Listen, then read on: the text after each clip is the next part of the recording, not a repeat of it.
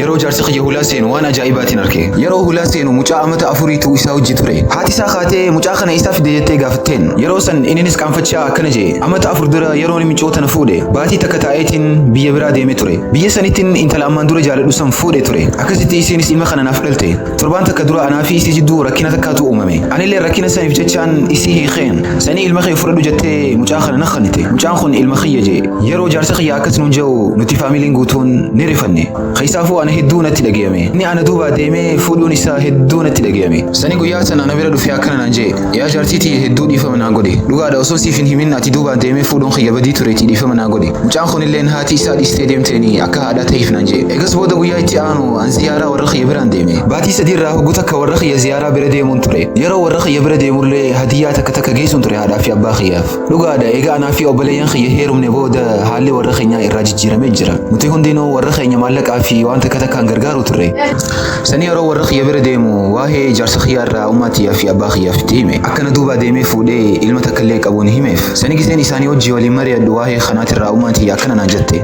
Yaa intala tiyya qaalii mucaan daa'imni kun osoo ati jirtu akka yatiimaa ta'uu hin qabu. Mucaan kun haati isaa isa dhiistee deemte. Yaa intala tiyya ati akka haadha isaa ta'eef. Mucaa kana akka haadha biddeenaa isaatti osoo hin taane akka haadha isaatti guddisiin. Yoo akkana goote rabbiin keetirleen sirraa jaalata. Sawaaba guddaallee siif qopheessa yaa intala tiyya. Tanaafuu mucaa kana tajaajilee naan jette. Anilleen gorsa haadha kiyyaa dhagee mucaa kana akka ilma kiyyaatiin tajaajilu eegale. Isinittiin kijibu haati jaarsa tiyyaa soddaan tiyya jechuu mucaa kana hin feene ture. Ijoollee biraatii fi isa ija takkaan ilaaltu ture ni jibbitiin ture. Anilleen akkanaan jedhu tureen. Yaa ummaa mucaan kun mee maal godhamee daa'imaa humaa takkallee hin beekuuti irratti ilaalinaan jedhu turte. Isilleen akkanaan jedhu turte. Mucaan ati agartu kun intala amalee hin qabne sanarraa dhalatee warni irraanfatte. Mucaan kun gaafa guddate akka haadha isaa ta'uu ani shakkii hin qabu naan jette. Anillee yeroo akkas naan jettu yaa ummaa humaa rakkoo hin qabuun jeen.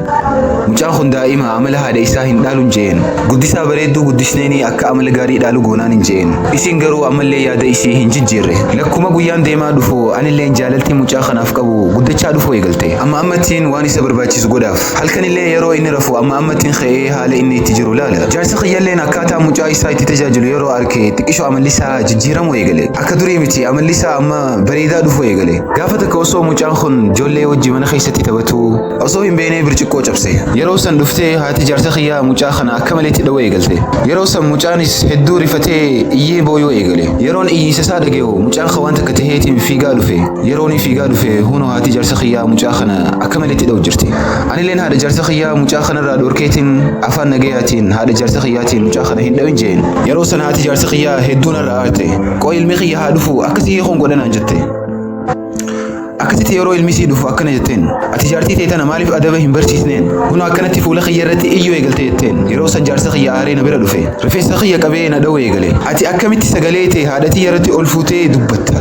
Haadha tiyya waan taate ni irraanfatte. Isiitu miskiinummaa keessa turterraa si baasee bar mana kana si fide naan jee. Yeroo akkas naan jedhu natti dhagayameetiin anilleen booyoo eegale. Bayeetiin waan anaa fi haadha isaa jidduu ta'e itti himuu yaalii godhe. Garuu inni na dhagee dide. Sanii mucaan isaa fiigaa dhufee miila kiyyatti maramee ummaa tiyya narraa hin dhawin jeen. Innillee yeroo ilma isaa arke na dhawurraa ni dhaabbate. Eegas booda kilaasii mana keenyaa natti cufee na biraa deeme. Warra manaatiin illee nyaataa fi bishaan illee hin kenninaaf jee. Namni takkalleen hulaa tana irraa hin banin. Namni takkalleen isii wajjin haasoo hin jee. Namni mana keessa jiru waan anaa fi haati isaa jidduu waan uumame san itti himuu ni sodaatan. Ayyoon jaarsa kiyyatti dhugaa itti hime inni nan amanu. Sababni illeen inni yeroo mana keessa jiraatu ilma isaa ija hamtuudhaan hin laaltuun. Inni illeen akka ilma isaa jibbitu hin beekne ture. An guyyaa kana wanni na yaachise mucaan kun anarraa fagaatee halkan kana akkamitti bulaan jee yaaduu ture.